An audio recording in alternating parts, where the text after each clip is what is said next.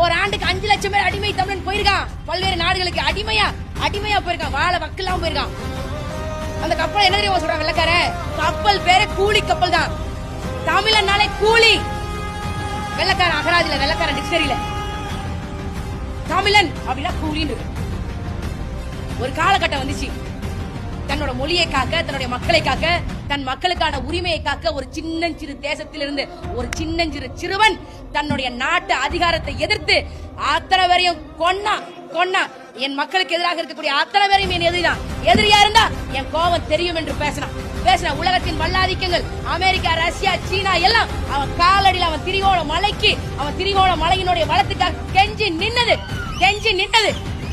ஒரு சின்னஞ்சிறு தீவுல இருந்து ஒரு சின்னஞ்சிறு சிறுவன் எந்திரிச்சு நின்னு உலக வல்லாதிக்கங்களை அலற விட்டான்.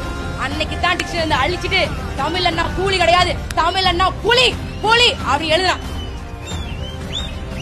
அது எப்ப தெரியுமா? அந்த சின்னஞ்சிறு தேசம் தமிழீழம் சின்னஞ்சிறு தேசத்திலிருந்து படகட்டி 30 ஆண்டுகளாக நான் கட்டிய படையை, நான் கட்டிய நாட்டை ஐநா மன்றம் அங்கீகரிக்கல. ஆனால் தமிழர்கள் நாங்கள் அங்கீகரித்தோம். தமிழன் என்றால் கூலி இல்ல, தமிழன் என்றால் புலி. அதிலும் சாதாரண புலி இல்லை, விடுதலைக்காக போராடக்கூடிய விடுதலை புலி என்று உலகம் செவிய அறைய சொன்னோம்.